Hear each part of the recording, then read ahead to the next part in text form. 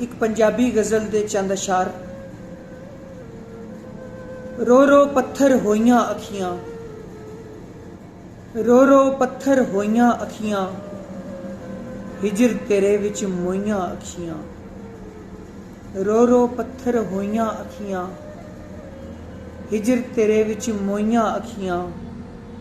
मन दी मैल निकलदी जावे, मन दी मैल निकलदी जावे, हंजुआं नाल ने धोइयां अखियां। अपना आप विसर गया है, अपना आप विसर गया है, केड़े पासे खोइयां अखियां।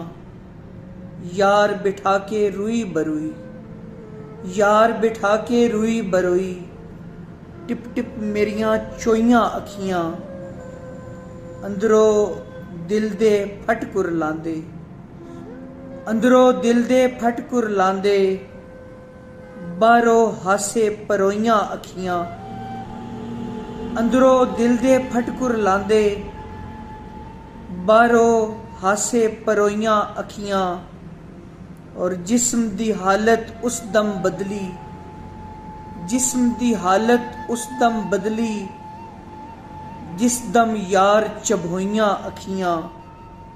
और वछोड़ा हंजू होके राशिद, कैसे बोझ ने ढोइयां अखियां।